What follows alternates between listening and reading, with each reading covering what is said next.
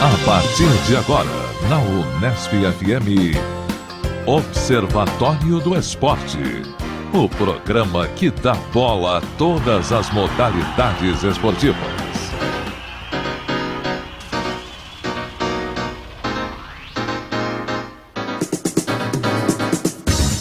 Olá, ouvinte da Unesp FM. Hoje é sábado, dia 29 de março de 2014. Começa agora o Observatório do Esporte. Eu sou Guilherme Dias e no Observatório de hoje, informação e análise dos acontecimentos esportivos da semana. Aqui no Observatório, a informação vai além das quatro linhas. E ao meu lado hoje, na mesa, teremos a participação de Tuca Américo, Carlo Napolitano, Thiago Pavini e Fernando Martins. Vamos aos destaques de cada integrante.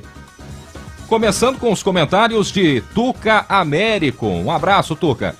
Saudações, amigos do Observatório, amigos da mesa. Dá aqui as boas-vindas, né, Carlo Napolitano? Ao nosso novo locutor, nosso locutor fixo, Guilherme Dias. Um prazer tê-lo com a gente. Uma voz profissional, um cara com bastante experiência em esporte. Então seja bem-vindo aqui ao nosso humilde recanto esportivo. Muito obrigado, espero colaborar à altura do Observatório. Já acompanhava há algum tempo, inclusive no ano passado, e com certeza é um prazer estar ao lado de vocês. Seja bem-vindo. Seja Muito bem-vindo. Obrigado. Bem, vamos lá, né, moçada? Começando o quarto ano, é isso? Quarta temporada. Tava com saudade já, viu, Tuca? Tá, verdade, Fazer o programa. né? A gente aí, em função de alguns problemas ocorridos em nível acadêmico, começamos um pouquinho atrasado esse ano, mas com bastante assunto para conversar. Também aconteceu muita coisa, Fernando Martins, no Campeonato Paulista que a gente perdeu ou não? Acho que não muita coisa, né? Mas vamos discutir bastante, bastante aí essa tempo. repercussão que ele vem tendo e até possível repercussão maior de outros campeonatos fora do país que estão tendo maior destaque do que os campeonatos estaduais nesse começo de ano, né? Tá legal, alguém descobre aí, tem ideia do que eu vou falar hoje ou não? Vôlei. Claro, né? Se eu não falo, ninguém fala, então eu tenho que falar, né? Bem, vocês devem ter notado aí que parece que existe um começo de crise, né, na Confederação Brasileira de Voleibol. Desde que o nosso amigo, o presidente Ari Graça, assumiu a Federação Internacional de Voleibol, né, que é uma das poucas associações que tem o nome em francês, né? Toda a língua oficial da Confederação Internacional de Voleibol é o francês, tá? A Confederação Brasileira tem sido também envolta em algumas, como poderia chamar isso? Falta de transparência, Amilcar Napolitano. Acho que uma transparência nos contratos, né, me parece. Então o que acontece? Na verdade, veja que situação estranha, né? Houve uma denúncia, né, pela ESPN, numa reportagem, né, envolvendo a Confederação Brasileira de Vôlei e a empresa SMP Logística e Serviços Limitada. E essa empresa, né, é de propriedade do senhor Marcos Pina, que é o coordenador da Confederação Brasileira, o supervisor-geral da Confederação Brasileira de Voleibol. E o que recebeu essa empresa? Ela recebeu a bagatela de 10 milhões de reais, né, como remuneração por intermediar o contrato de patrocínio entre a Confederação Brasileira de Voleibol e o Banco do Brasil. Mas a ESPN descobriu que esse contrato foi assinado de forma direta entre a Confederação e a empresa. E o Banco do Brasil. Né? E o Banco do Brasil. Então, como que você recebe, Carlos Napolitano, você que é o nosso causídico, o nosso nobre advogado, como você recebe por um serviço que não foi você que intermediou? Isso que eu tava pensando, talvez ele pudesse cobrar pela corretagem, né, pela intermediação do contrato, mas me parece que não foi isso. Não foi né? isso, o contrato está assinado. Foi feito diretamente entre a presidência da Confederação Brasileira de Vôlei e o Banco do Brasil. Então me parece que tem alguma coisa esquisita aí nessa negociação. Resumindo a ópera, o Marcos Pina pediu o afastamento da função, do cargo que ele ocupava na Confederação Brasileira de Voleibol, e tudo isso repercutiu de forma, né, como uma grande bola de neve em todo o meio profissional do voleibol. Então surgiram declarações do Bebeto, numa longa entrevista que ele concedeu lá no blog do Juca Kfouri, dizendo que para ele isso não era novidade, né, que ele já vem de uma rusga muito antiga com a Ari Graça. E talvez isso explique porque vários dirigentes do voleibol, né, Carlão, que a gente perguntava, mas por que esse pessoal foi atuar no futebol, foi atuar em outras áreas? No começo, a grande justificativa era que o vôlei foi um primeiro esporte a realmente se profissionalizar, né, dentre aqueles que eram considerados esportes amadores, E essa experiência de gestão do Brunoro, do Bebeto, acabou sendo transferida para as outras áreas. Mas o Bebeto, por exemplo, nessa entrevista, ele acaba meio que confessando que ele acabou saindo do mundo do voleibol por não se integrar a essa, entre aspas, né, máfia que ele localizou dentro da Confederação Brasileira. Que o contrato dele, para continuar na seleção, seria assim, você vai ser contratado, mas você não pode falar mal da Confederação. E também pela longevidade de quem comanda Sim. Alguns esportes, né? Na CBV, o Ari Graça está há um bom tempo lá, E o antes Nusman do ficou Nusman. um bom tempo, então talvez esses outros gestores, o Bed Freitas, o próprio Brunoro, talvez eles não consigam visualizar a possibilidade de chegar à presidência, de chegar a um cargo maior, então eles abandonaram o vôlei e foram para o futebol. Por uma falta de perspectiva, Sim. né? Então acho que isso também é um pouco a causa de tudo isso. O próprio Bebeto e também o Xandó em entrevista diz que o único elo permanente em toda essa estrutura ainda continua sendo o Nusman, Então, mas o que que eu achei... é o presidente do COB. O que eu achei legal nessa história toda, o Tuca, é que os jogadores estão se mobilizando, né? Os jogadores de vôlei. Teve uma entrevista da Ana Moser, publicada, que eles estão tentando se organizar para verificar isso. Eu acho que é interessante. Quer dizer, os atletas são os maiores interessados. Então, verificar como o dinheiro é gasto, como o contrato é feito, isso é interessantíssimo. Acho que essa denúncia aí da ESPN, acho que tenha até um efeito positivo nesse sentido. E uma maior transparência até nesses contratos. E um pouco também o Xandó recupera, por exemplo, um caso muito clássico, né? Não sei, o pessoal mais novo não vai lembrar. Mas Talvez na não lembre nem do Xandó. Não lembro nem do Xandó, né? Que foi da geração de prata. E essa geração de prata que envolve o William, o Xandó, o Montanaro, o Bernard. O Bernardinho, que era o reserva do William levantador na época. O Amauri, que era um central. Devo estar esquecendo o Marcos Vinícius, que ainda é cartola do vôlei, né? Essa geração se acha rejeitada, esquecida, né? E culpam o próprio Ari Graça em criar esse esquecimento proposital. Sim. Né? Falando que quem não ganhou medalha de ouro olímpica não deveria ser lembrado. E quem conhece a história não pode esquecer essa geração de prata, que foi ela que começou toda a história, né, de sucesso do vôlei brasileiro, que já vamos aí para 20, 30 anos de sucesso. Falo mais uma vez, o Brasil para mim é o país do vôlei, não é do futebol, porque quando você recupera o esporte que mais ganhou títulos nos últimos 15 anos, o vôlei Sem disparado, né, é um dos destaques. Sem dúvida.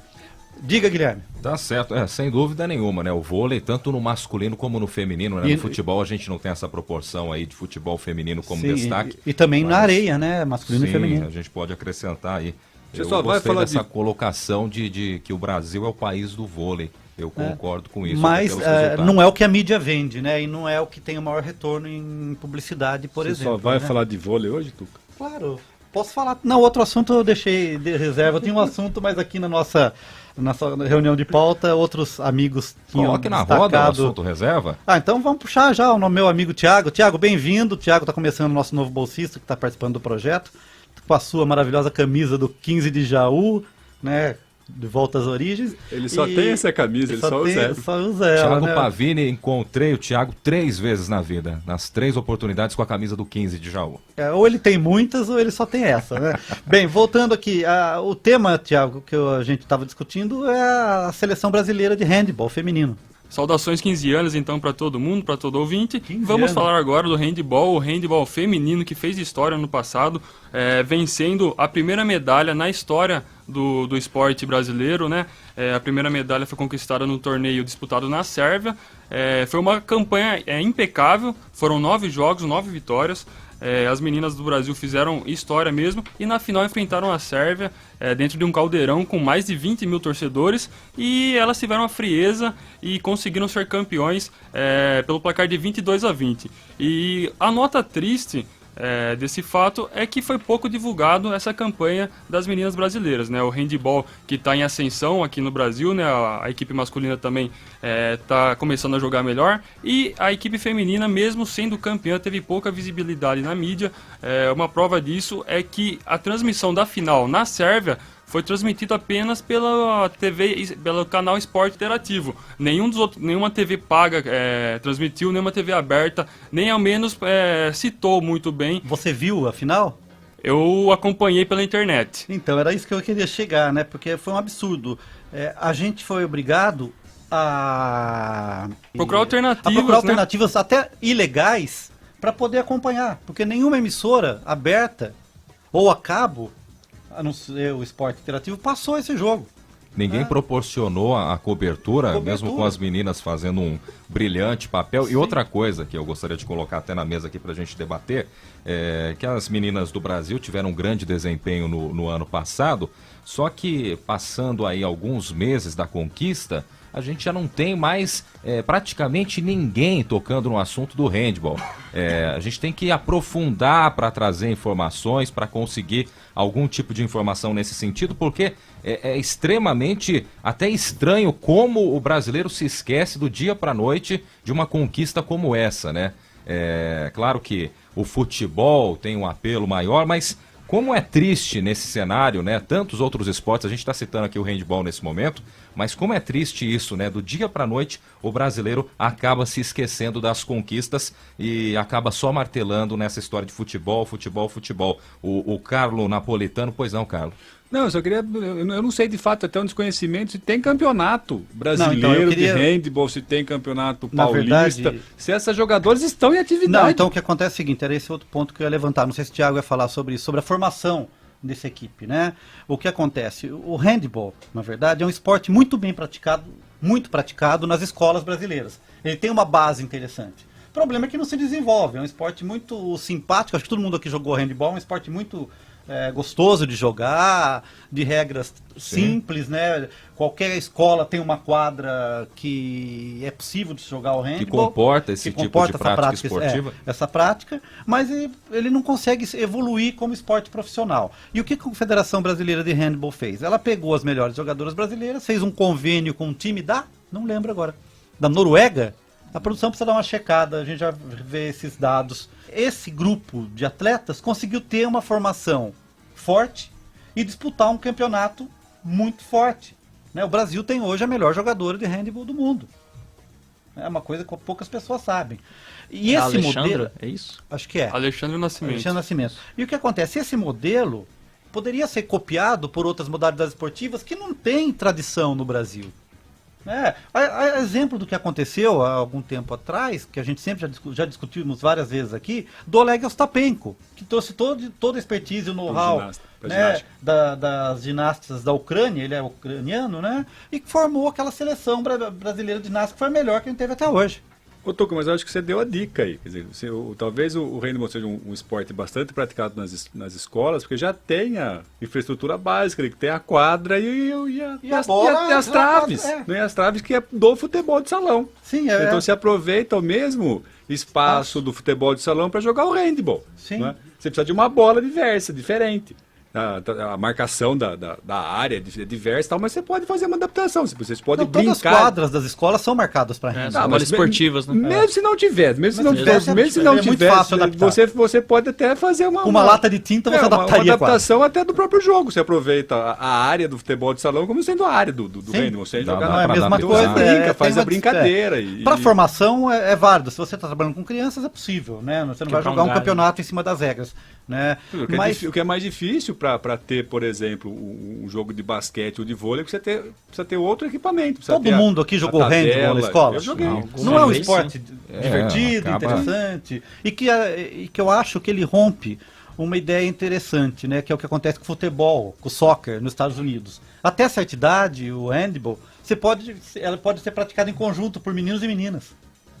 Isso é legal também.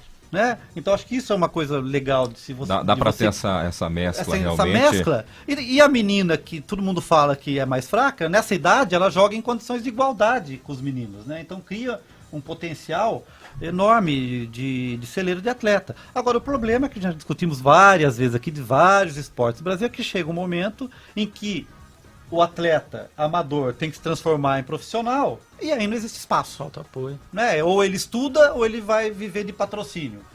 A grande parte prefere estudar. E claro que isso trabalhar. Tem muita influência também dessa questão da mídia mesmo, deles não transmitirem e tal.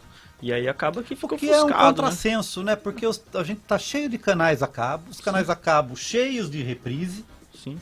Né? O que falta também é um plano de negócio, um modelo de marketing esportivo que faça com que isso aconteça, porque não tem como simplesmente, vamos a Confederação Brasileira de Handball vai organizar um campeonato nacional. Mas tem que ter estrutura, patrocínio. A gente vê que o basquete, que sempre foi forte no Brasil, o vôlei, tem lá seus problemas de patrocínio, algumas equipes são desmontadas em função disso, então imagina. Que baita problema em 10 milhões. Mas 10 milhões.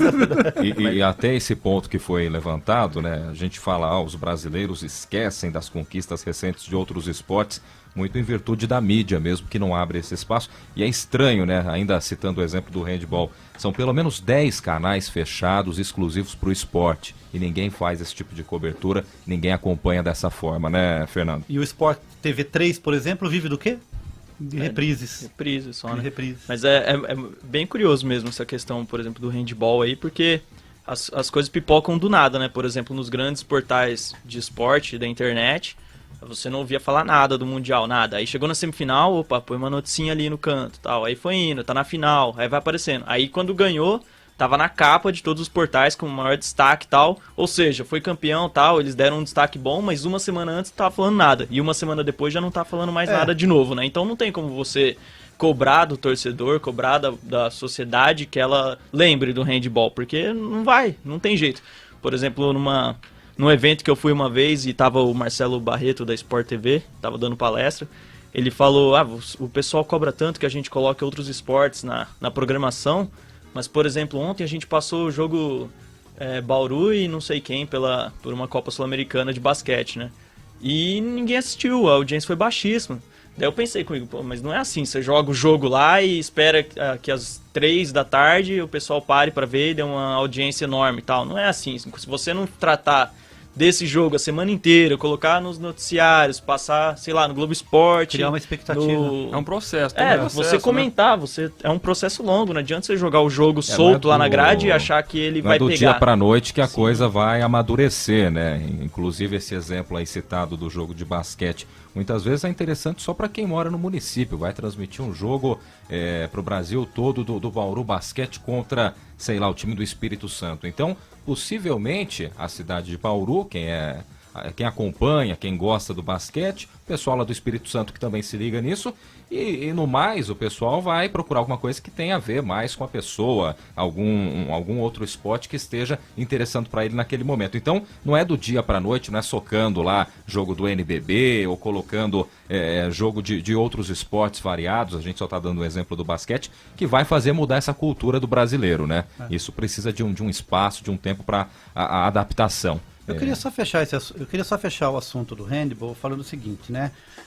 Eu acho louvável, eu acho importante, eu acho que a Confederação Brasileira de Handball foi muito legal, mas falta uma leitura também, que tudo isso pode criar uma falsa expectativa, né? Esse time vai conseguir sobreviver até os Jogos Olímpicos, né? Outra discussão, que já vou retomar aqui no programa. Essas seleções que participaram do campeonato mundial estão mais preocupadas com o campeonato mundial ou preparar seus atletas para um ciclo olímpico? Então elas estão numa faixa intermediária de preparação. Lembra que discutiu aqui? Os Estados Unidos têm esportes que nunca aparecem, que nunca tem tradição, mas quando chega nos Jogos Olímpicos, levam medalha. Mas esse feito aí...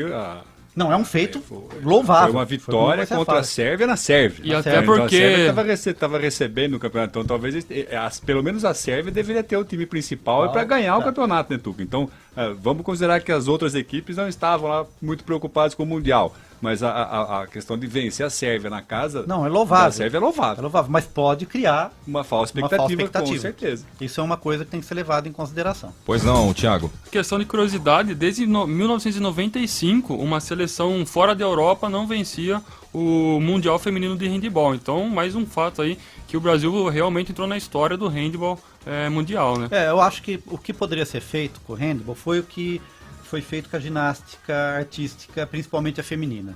A partir do exemplo da Daiane dos Santos, quantas crianças passaram a praticar a ginástica artística?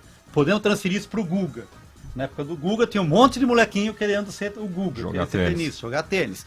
O Neymar, vamos puxar para o futebol. Quantos dos meninos viraram torcedores do Santos contra a vontade dos pais e agora do Barcelona por causa do Neymar? Então acho que capitalizar essa imagem do atleta de sucesso, ou de uma equipe de sucesso é muito importante para o esporte. Mas ainda assim, em outros esportes, isso é em muito curto prazo. Ano passado mesmo eu comentei do caso do nadador, o César Cielo, em Santa Bárbara do Oeste, a academia dele, logo após ele conquistar a medalha de ouro nas Olimpíadas, a academia dele estava com cerca de 2.000 alunos. E 2 meses depois, algo assim, já tinha reduzido para 500, 200, um negócio 500 assim. melhores. Então começa a esvaziar ali, é só um curto prazo, porque a gente realmente não sabe aproveitar esses ídolos, então, né? mas nesses 2.000 que transformaram em 500, talvez tenha um com potencial. Sim, Acho que é sim, esse sim. filtro que a gente tem que pensar.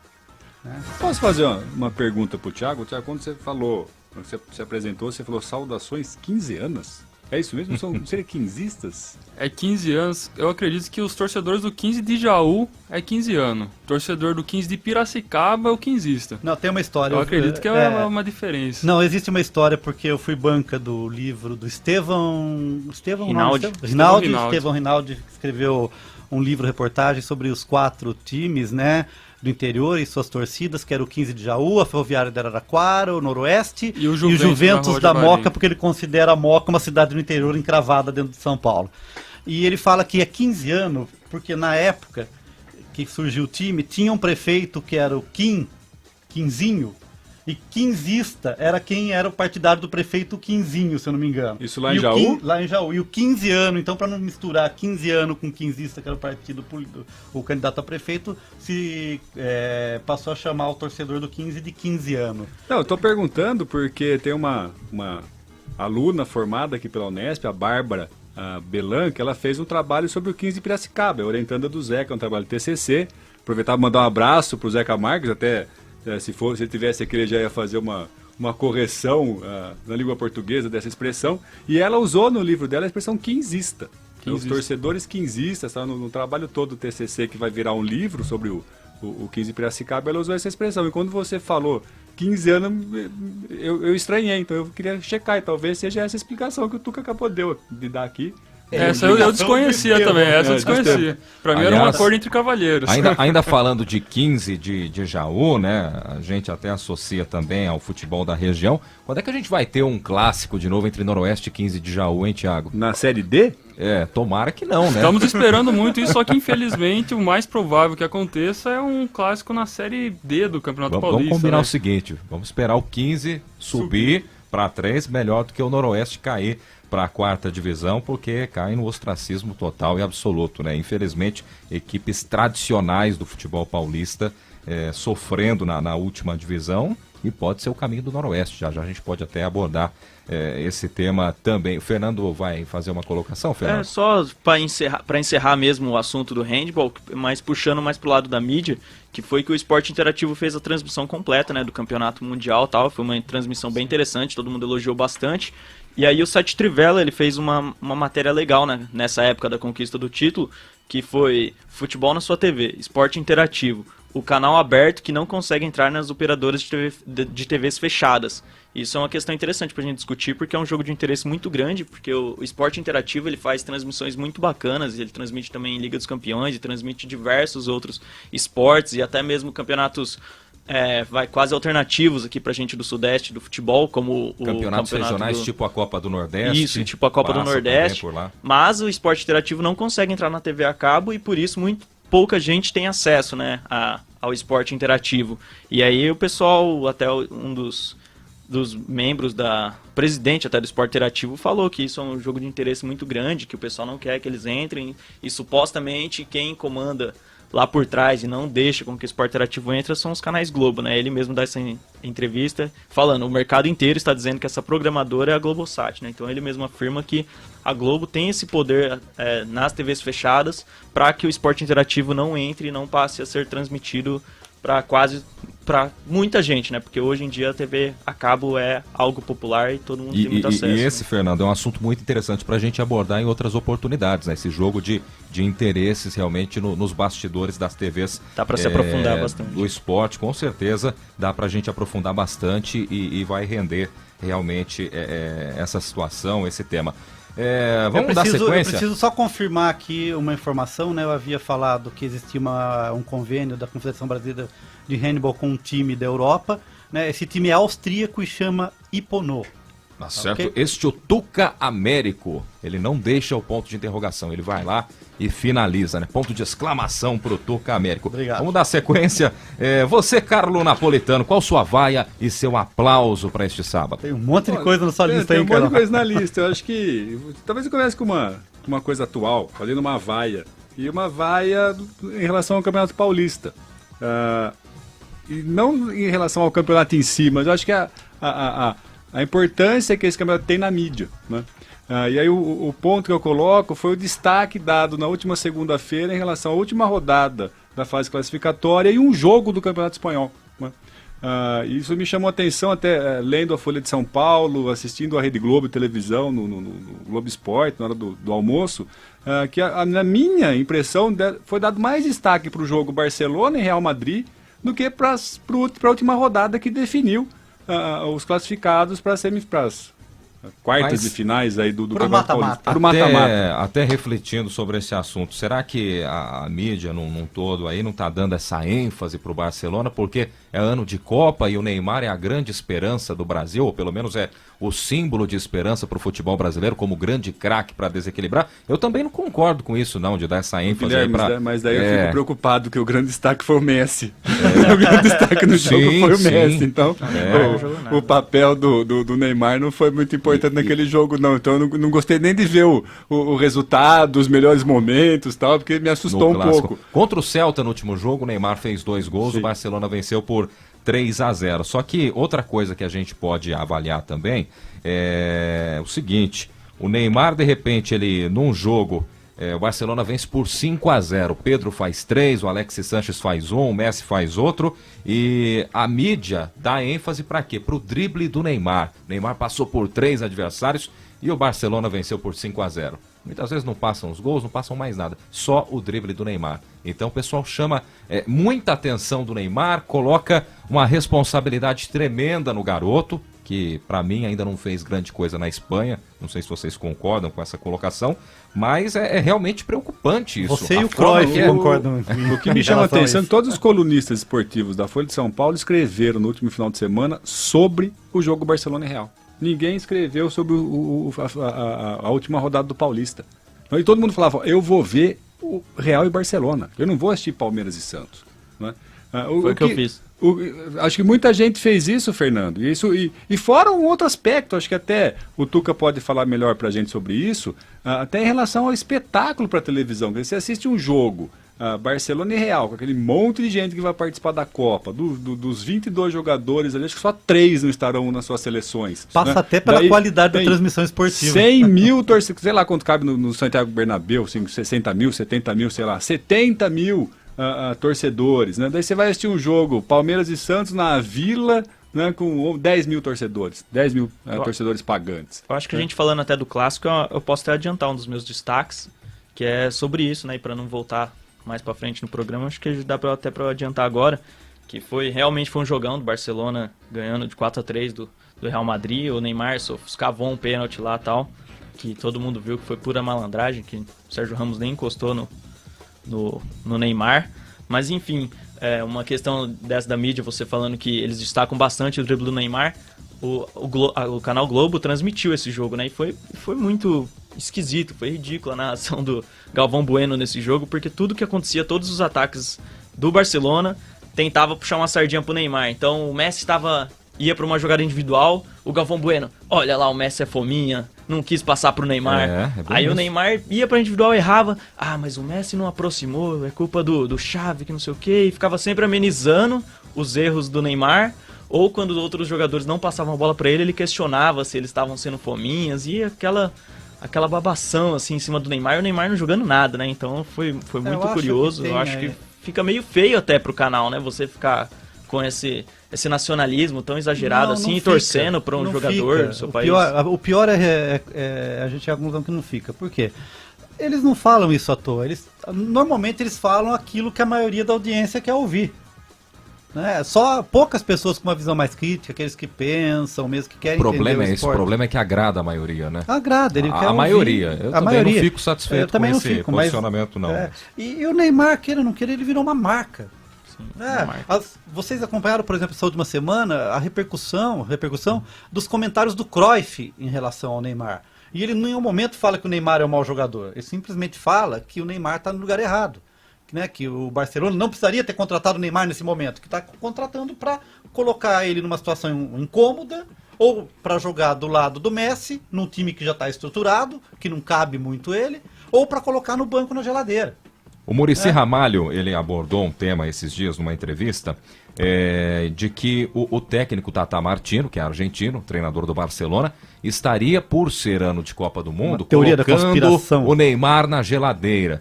Colocando o Neymar fora da posição dele, para ele se queimar, muitas vezes no banco de reservas. Thiago, você concorda com isso? E mais do que isso, Neymar é craque? Jogaria no 15 de Jaú? Eu vou falar o seguinte, quando vocês estavam debatendo aqui, eu estava pensando... Tava refletindo. Eu tava refletindo, eu vou expor minha opinião, jogar ao lado de Xavi, de Iniesta... Até o Tuca.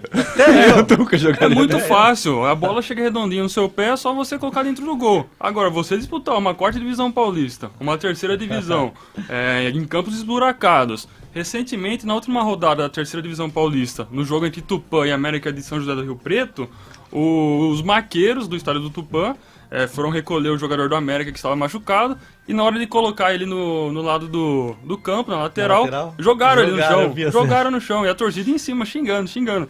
Então, você acha que o Neymar ia conseguir jogar sob essa pressão aqui do futebol do interior? Jogar em esses campos que é tapete ao lado de craques, eu acho que é muito fácil. Mas voltando agora à sua pergunta, eu acredito que o Neymar é um craque, sim. Eu acho que ele está num processo de adaptação ainda no Barcelona. É novo, né? Muito novo. Ele é muito novo. Os jogadores, eu não sei, eu posso ser saudosista, mas eu acho que antigamente os jogadores eles se preocupavam muito mais com futebol do que com o extracampo. Por exemplo, o Felipão. O Felipão, você vê ele quase toda hora nos comerciais da TV. Antigamente eu acredito que não tinha essa visibilidade fora do campo. O jogador aparecia dentro das 4 linhas, não em comercial, não em escândalo por Twitter, porque ficou com não sei qual mulher, porque brigou com não sei com quem. Então eu acho que está desviando muito o foco do futebol e isso interfere no rendimento dentro de campo. Que agora o jogador é um popstar, né? Um superstar. Isso começou meio que mais nessas últimas décadas, assim, né? Em 2000 e pouco, com o Beckham virando um popstar e foi aparecendo mais fora do campo do que dentro, e aí rende notícia, né? Todo mundo quer saber o que esses jogadores fazem fora do campo e acaba virando notícia mesmo. Mas aproveitando para falar de um meio de comunicação que não deu esse destaque para o Neymar e foi mesmo em quem realmente está chamando a atenção, foi a ESPN, em parceria até com a marca de shampoos Clear. Eles fizeram um infográfico Messi versus Cristiano Ronaldo muito bacana antes do jogo, e eu queria dar esse destaque mesmo por essa produção. Foi na semana do jogo mesmo, eles fizeram esse infográfico completo, começando com biografia e linha do tempo dos dois, comparando lado a lado como foi o começo de cada um em seus respectivos clubes, as dificuldades que eles passaram. Por exemplo, o Messi com problema de altura e o Cristiano com problema no coração, que ele teve com 15 anos e quase não pôde dar sequência na sua carreira. Depois mostrou o primeiro gol em cada um nos seus clubes, títulos conquistados, feitos, média de gols por ano e como esses gols foram subindo ao longo dos anos, esse número de gols, quem são as maiores vítimas, onde cada um frequenta o campo, aquele campo tático que eles colocam meio que por temperatura, onde o jogador aparece mais em campo. Eles fizeram toda essa análise, também colocaram próximas metas desses jogadores, o momento atual deles, salário, fortuna, como é a vida fora dos gramados, os gols mais bonitos, opinião, e no final a enquete perguntando quem é o melhor e tal, mas foi algo bem bacana, assim, porque ficou bem interativo, foi muito bem produzido mesmo, assim, com várias ilustrações, e tem muita informação ali, apesar de muita coisa as pessoas já saberem, ou então não ter tanta importância como a vida fora dos gramados, é bem legal para você fazer essa relação mesmo e decidir qual jogador que você gosta mesmo. Tem muita informação ali, foi bem bacana mesmo, Fernando, uma produção legal. Qual é o melhor aí no infográfico? Tem uma conclusão em relação... Eles deixam em aberto na enquete pro pessoal responder. E na enquete tem uma resposta em relação a isso? Olha, tem um resultado se tem algum parcial, resultado porque parcial. seria um outro assunto que eu ia falar numa pequena retrospectiva, que é a própria eleição do Cristiano Ronaldo como o melhor do mundo ano passado, né? Na minha humilde opinião, opinião, eu acredito que o Cristiano Ronaldo tenha mais destaque do que o Messi. Por exemplo, os feitos que o Cristiano Ronaldo fez pela seleção portuguesa, o Messi não conseguiu fazer pela Argentina. Com certeza. Cristiano Ronaldo, Messi, Neymar, estamos sendo injustos com Túlio Maravilha, que chegou ao seu 10º gol. Bom ser bem lembrado, bem lembrado. meio Já tempo aposentou, também. Essa inclusive já retrospectiva. aposentou. Aliás, eu queria até rapidamente saber a opinião dos integrantes da mesa. É válido isso, o atleta estender a carreira até 43, 44 anos para forçar a barra e chegar ao 10º gol? Faz parte do show ou não percebeu a hora de parar? Eu deixo essa resposta pro Rogério Ceni dar. Tá certo. E você, Não, é Carlão? o seguinte, eu acho que o Túlio, no determinado momento da carreira, virou uma caricatura. Não é? E acho que E começou a perseguir ele aquele perseguiu mesmo aquilo e conseguiu. E quando Uma fica algo obsessão. forçado assim, não tem a mesma graça. Não, né? não tem. destaque, Então, ninguém ele- deu ele importância, fez até um- era é. meio que zombado, né?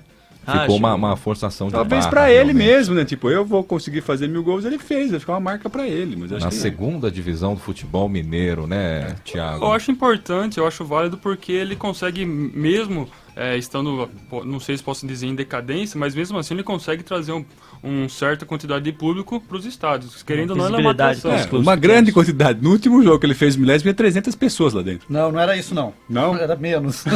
Bem menos. Bem menos. Acho que 60 pessoas. Mas a que média foram. devia Eram ser uns 60 pouquinhos, pagantes, 10, 300, incluindo o policial, o juiz, a mulher Aumentou, dele, né? a família. A De equipe 10 para marketing. 60 tá aumentando. Devia ser 10 a média, aumentou para 60, teve algum momento.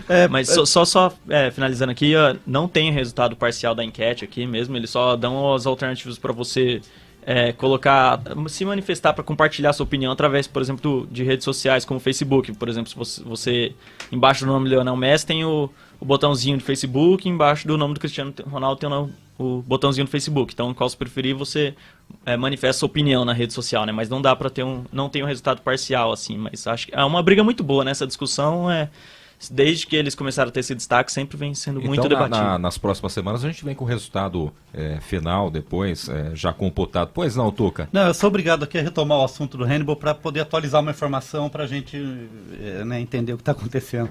Eu havia falado do convênio da Confederação Brasileira com o time austríaco Riponô, e esse convênio terminou no último dia 20 de fevereiro, né? A justificativa da Confederação Brasileira é que o Brasil investiu de forma adequada, mas a equipe europeia não fez o mesmo grau de investimento. Então tinha a maioria das jogadoras brasileiras e estavam sendo sobrecarregadas, não estava tendo bom resultado, e elas foram liberadas para poder fazer contrato com outros times. Na leitura da Confederação isso foi bom, porque elas estão sendo sondadas por vários times europeus e deve melhorar o nível de jogo delas, participando de campeonatos mais fortes e também aumentar a remuneração, porque elas vão ter melhores salários. Então, quer dizer, eu acho que esse pontapé inicial foi interessante. Você criou uma estrutura e nós estamos espalhando jogadoras em outros times que vão voltar para a seleção com mais experiência ainda. Não, só para finalizar essa questão do Campeonato Paulista, comparado ao jogo lá do Campeonato Espanhol, lembrar também que a própria imprensa brasileira criou fatos, né, em relação ao Campeonato Paulista. Essa ideia de que um time entregou o jogo para o outro não ser classificado e aí vai, é uma notícia que ficou sendo colocada até a semana para até Duas essa semana, duas semanas. no Bem Amigos Então, foi o Muricy, na semana seguinte foi o Mano com direito de resposta. Exatamente. Então, o que acontece? Eu acho que está tão sem graça o Paulista que começa a criar fatos extra-campo para a gente começar a olhar para o jogo. E acho que não é por aí. Acho que tem que tentar melhorar o jogo, tentar melhorar a qualidade até dos gramados. Cria uma situação que é um paradoxo, né, Carlão? Todo mundo discutindo a importância, diz que não dá valor pro campeonato estadual e tal. Aí o Corinthians cai fora, uma choradeira. O São Paulo cai fora, dá uma choradeira. O Luiz Fabiano falando que tá desmotivado. Se não é importante, Porque qual que é o problema? o Mesmo assim, campeonato- acho que mudou muito ainda. Por exemplo, há umas 2 semanas atrás eu estava relembrando um dos jogos mais legais da história do Corinthians, que foi a virada do Corinthians sobre o Santos na semifinal, acho que do Paulista de 2000, que o Ricardinho fez 2001. De 2001, isso, que o Marcelinho deu aquele corta-luz e o Ricardinho fez aquele golaço contra o Santos no 48 do finalzinho. segundo tempo, né? Isso, e aí eu vendo aquele jogo, eu tava relembrando aquele jogo, e quando o Santos perde, todo mundo sai chorando muito, assim, tipo, o Campeonato Paulista realmente eu acho que era tratado de outra maneira. Eu nem falo que isso é pior ou melhor, acho que só mudou. Antes o Campeonato Paulista era o principal campeonato, por exemplo, ainda voltando mais ainda na época do Sócrates, por exemplo, era o campeonato que eles disputavam com muito mais com mais garra mesmo. Eles gostavam de disputar aquele campeonato e tinha valor. Hoje os times perdem, os jogadores eles não saem com essa com essa tristeza. Fernando, assim, tinha um diferencial na época do Sócrates e o 15 de Jaú. Exatamente. Os times do interior eram realmente muito Campeonato fortes. Paulista dá pra gente resumir Nunca da mais foi seguinte o mesmo. forma, né? Dá pra gente resumir da seguinte forma o campeonato estadual. Se você ganha, não ganhou nada, ganhou só o estadual. Mas experimenta perder pra você ver o que acontece com o seu Ou time. não ficar entre os Entra em quatro. crise. Mas, Entra em crise, não tem jeito. Ele não serve pra te erguer. É difícil, Mas ele não serve faz grande pra- coisa. Mas serve pra pra te puxar jogar pra lá na baixo. sarjeta. E eu vejo um bem ponto por aí. positivo nesse campeonato, porque tudo bem, pode ter menos visibilidade com a saída do Corinthians e do São Paulo, só que a presença do Penapolense e do Ituano, que são times do interior, nas semifinais, de certa forma, eu acredito que é uma esperança, é uma luz no fim do túnel para os times do interior paulista. Mostrando que eles podem sim chegar lá na frente, eles podem sim bater de frente com os grandes do estado. E um celeiro de possíveis contratações para os times grandes, não só de São Paulo. Todo mundo na Exatamente. mesa acredita numa final Palmeiras e Santos? Eu espero. Alguém acha possível. que Penapolense ou mesmo Ituano vão Sinceramente, eu surpreender? torço para que o Penapolense ou o Ituano façam a final. Eu A acho que torcida, acho que a maioria Eu torce pro gostaria time que ou pequeno. fosse os dois grandes ou os dois clubes do interior, porque, por exemplo, Ponte Preta, acho que em 2006 contra o Palmeiras, fez uma campanha impecável também, mas aí chegou na final contra o Palmeiras, tomou um pau, tomou uns 4 a Mas já 0, houve acho, uma né? final, que eu não Então, lembro o ano, entre Novo Horizonte Acaba que no Bragantino. final Final a caipira, camisa né? pesa Final muito contra o caipira. clube do Não, interior. no início dos O- anos 90. O Tuca não lembrou de outra. Existiu também uma final Palmeiras e Inter de Limeira. Em 86. Então é bom o Palmeiras, é bom o Palmeiras E- enfrentar o e time teve do interior. recentemente uma decisão de campeonato paulista, Paulista de Jundiaí e São Caetano, e aí como não chegou nenhum grande na decisão, quem perdeu foi quem transmitia. Porque realmente, já pensou se chega na final Penapolense e Ituano? O que a Plim Plim vai fazer para segurar a audiência? Tem isso também, né? Não é interessante para quem organiza e para quem está no meio do espetáculo. Bom, agora vamos falar de Fórmula 1. Vamos chamar Luiz Moraes, direto de São José dos Campos. Quero mandar, Agora... desculpa, Guilherme, Pois antes de não, tudo, Tuca. quero mandar um abraço pro Luiz, né, nosso amigo, agora jornalista, então um abração aqui da nossa equipe e que ele continue aí mandando os seus boletins pra gente. Agora é jornalista, né? Luiz Moraes foi comentarista de automobilismo e apresentador do programa por 3 anos e concluído o curso de jornalismo, voltou aí para sua cidade natal, lá para o Vale do Paraíba, lá em São José dos Campos. Luiz Moraes no Observatório do Esporte. Luiz Moraes, um abraço para você. Olá, amigo do Observatório do Esporte. É um prazer estar participando da primeira gravação do programa em 2014, mesmo que eu não esteja hoje na mesa aí do Observatório, porque não estou mais em Bauru, me mudei para São José dos Campos, minha cidade natal, mas o Fábio Fleury pediu o diretor do programa pediu para eu falar um pouco da temporada da Fórmula 1, que começou há dois finais de semana atrás, com o Grande Prêmio da Austrália. Foi uma corrida interessante com a vitória do Nico Rosberg e que promete aí uma grande mudança na questão de domínio na Fórmula 1, que muita gente já estava um pouco chateado com o domínio de Sebastian Vettel, lembrando os tempos de Schumacher. O Vettel venceu 4 títulos seguidos, de 2010 a 2013, e agora a Red Bull encontrou alguns problemas neste novo carro, que teve muitas mudanças em relação à temporada passada, principalmente a diminuição do bico dianteiro e também a troca do motor, o V8 aspirado para o V6 turbo. E aí algumas equipes, principalmente as com motores Renault, acabaram encontrando dificuldades.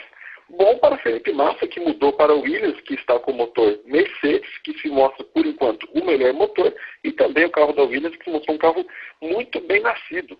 O Felipe Massa acabou tendo um problema logo na primeira curva do Grande Prêmio da Austrália. O Kobayashi o acertou por trás e o Massa acabou abandonando, mas a expectativa para o Grande Prêmio da Malásia, que vai ser na madrugada de sábado para domingo, é boa para o brasileiro, que pode fazer finalmente uma boa corrida. Lembrar que o Valtteri Bottas, o finlandês companheiro do Massa na Williams, fez grande corrida no Grande Prêmio da Austrália e foi um dos destaques, inclusive fazendo várias ultrapassagens, chegou a andar em sexto, bateu no muro, furou o pneu, caiu para o último e depois ainda subiu para a 5ª colocação. Então, boa expectativa para esse bom carro da Williams, que pode não ser um vencedor, mas pode aí disputar, quem sabe, um pódio. Mas também tem a questão que a Red Bull pode estar se recuperando. Os treinos livres de sexta-feira já foram realizados na Malásia e a Ferrari, Red Bull e outros carros com não motor Mercedes já andaram ali nas primeiras posições. Então, temos que esperar o Grande Prêmio da Malásia aí para ver se realmente o que eles demonstraram nos treinos vai se comprovar nas corridas. E já falar aqui que o meu grande candidato ao título deste ano é Nico Rosberg, com o Lewis Hamilton da Mercedes aí disputando um pouco com ele, porque acredito que a equipe Mercedes leve grande vantagem. Então, amigos do Observatório, muito obrigado aí pelo tempo e um grande abraço a todo mundo e guardem aí, o Grêmio vai ser campeão da Libertadores 2014 com o Anderson Moreira formando um timaço aí no Tricolor Gaúcho. Aí, portanto, este o Luiz Moraes trazendo informações da Fórmula 1 e também deixando o palpite dele para a Libertadores, Grêmio campeão da Libertadores para o ano de 2014, disse o profeta Luiz Moraes. Ele faz essa previsão todo ano. Ele acerta? Sempre erra. Sempre erra. Eu imaginei mesmo pelo palpite. Mas o Grêmio tá bem na Libertadores, hein? Tá no grupo da morte e tá saindo com vida. Eu acredito mais no palpite que ele deu em relação à Fórmula 1. Aliás, é um tema que a gente precisa abordar também, né? Paralelo aí à Fórmula 1, mas tem tudo a ver, porque trata-se de um campeão, Michael Schumacher, que se acidentou já no finalzinho do ano de 2013 e vive uma situação delicada, um drama, né, Napolitano? Sim, até o próprio Luiz comentou lá das vitórias do Vettel, comparando com o Schumacher, e acho que é bom lembrar, né, um fato lamentável, o acidente dele numa estação de esqui, e pelo que tem sido noticiado ultimamente, parece que ele não sai dessa. Né? O doutor Fórmula 1 disse, né, que os fãs já podem começar a se despedir do Schumacher. E um acidente muito parecido foi da ginasta brasileira e atualmente esquiadora, da Laís Souza, que teve uma pequena melhora, uma grande melhora, mas para uma atleta talvez não seja tão grande melhora assim, né? Ela voltou a ter a consciência, está falando, mas sem os movimentos dos membros. E se de um lado tem a alegria de continuar vivo, por outro lado tem a frustração de não poder mais ter aquela liberdade de realizar os movimentos com a maestria que ela sempre realizou, né? Dois fatos aí lamentáveis, né? Acho que a gente tem que lembrar. E esse especial do Schumacher, um grande campeão mundial e sofreu esse acidente seríssimo aí comentado pelo Luiz. Infelizmente fica aí a nossa torcida, mas a situação do Michael Schumacher é bastante complicada. Ainda falando de Fórmula 1, pois não, Thiago? Eu gostaria de indagar aqui os componentes da mesa. Certa vez um amigo me disse que a Fórmula 1 tá meio chata, tem poucas ultrapassagens. Ele me disse que aqui a Avenida Nações Unidas, aqui de Bauru, tem mais ultrapassagens que a Fórmula 1. Vocês concordam com isso, discordam? Corneteiro o amigo, hein? É um grande corneteiro. É verdade, a gente discutiu não em relação ao circuito de rua das Nações Unidas, né, da Avenida Nações Unidas, Thiago, mas a gente discutiu o ano passado algumas vezes, né, como a Fórmula 1 realmente, em relação a outras modalidades do próprio automobilismo, ela está um pouco estagnada em relação à dinâmica. A prova é que essas mudanças todas implementadas para essa temporada, a gente torce para que isso tenha algum efeito, né? Eu comentei em alguns programas atrás, né, no ano passado, que eu havia sido uma corrida de Fórmula NASCAR, e de um dinamismo assustador. É uma corrida que é praticamente impossível você definir quem vai ganhar, de tão dinâmica que ela é, de tantas coisas que acontecem, porque ela é realmente um espetáculo voltado para um público norte-americano, né? Diga, Carlão. A corrida de Fórmula 1, para mim, há muito tempo, ela dura 1 minuto e meio, que é o tempo da largada e a primeira volta. Depois eu desligo e vou fazer outra coisa. E é onde acontece realmente o que tem que acontecer. O que tem que acontecer. O interessante está bem por aí mesmo, né? Então você fica torcendo para ter batida na largada, Carlão? Um monte aí que é legal. Tá certo, olha onde ele chegou. Bom, fechando o assunto Fórmula 1, vamos começar falando do racismo, né? Porque o Fernando vai trazer aí um assunto bastante interessante também. A gente teve episódios relacionados a esse tema recentemente, né, Fernando?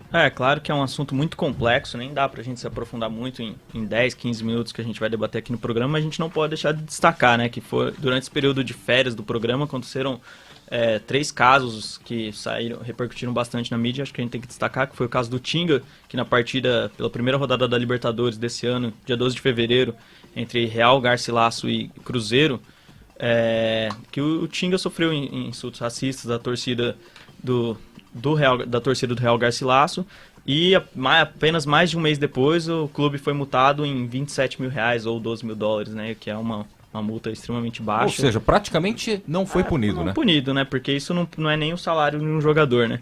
E também aconteceram insultos racistas com o jogador Arouca na 12ª rodada do Paulistão, na partida entre Mojimirim e Santos. E aí o Mogi foi multado em R$50 mil também, multa muito baixa, apesar de ser um clube do interior com menos recursos do que grandes clubes que disputam Libertadores e tal. E também aconteceu o caso com o árbitro Márcio Chagas da Silva, dia 5 de março, na partida do Campeonato Gaúcho entre Esportivo e Veranópolis. E a multa foi de R$30 mil e perda de 5 mandos de campo. Ainda acho que até os 5 mandos de campo são muito mais danosos, significativos do que a multa em dinheiro, né? Mas o que eu quero destacar desses 3 casos que repercutiram bastante na mídia é realmente esse tratamento que a mídia deu sobre os casos. Eu fiquei muito chateado quando eu vi praticamente todas essas...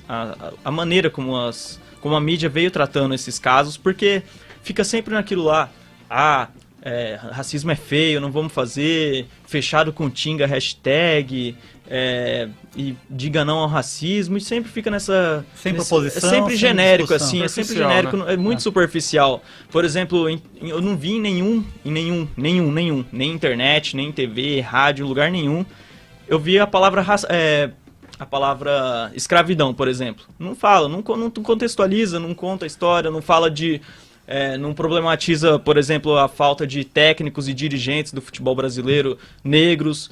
Não tratam essas questões, fica sempre nessa superficialidade de falar, não pode, é feio, fechado com Tinga, diga não ao racismo. Eu acho que isso não resolve muita coisa. Essa questão é um tabu tão grande para a sociedade brasileira, que eu vou citar aqui 2 técnicos de futebol que foram entrevistados na oportunidade. Um deles, Oswaldo de Oliveira dos Santos, ele não comentou. Ele foi questionado, o que você achou sobre o racismo em relação ao Arouca? Colocaram o microfone na boca dele. Ele abriu mão. Ele não falou. Né? Ele não falou. Ele é o técnico do jogador. Alguma coisa deve ser feita. E o outro foi o Felipão. Ele talvez seja o técnico de maior exposição que o Brasil tenha hoje. Falou, eu não comento, não vou nem comentar, que não merece comentário. Acho que merece comentar sim. Merece levantar essas questões que você colocou. Não é? A pena muito branda, a desconsideração, não é? A humilhação que as pessoas sofrem. Teve uma entrevista com o Roque Júnior que é muito significativa. Ele falou, minha família sempre foi vítima de racismo. Não é?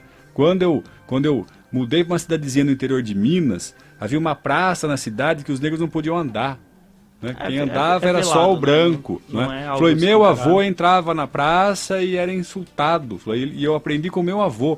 Nós estamos falando isso, Fernando, de algumas décadas atrás. Não estamos falando de milênios atrás, são algumas décadas atrás.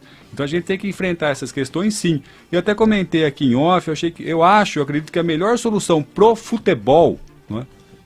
Em havendo casos de racismo, de 2 uma, ou para o jogo, não é? Ou o time que está sendo insultado, o seu jogador, devia dar bicudo na bola para fora, para acabar com o espetáculo. Para acabar com o espetáculo para o torcedor e para a atividade econômica.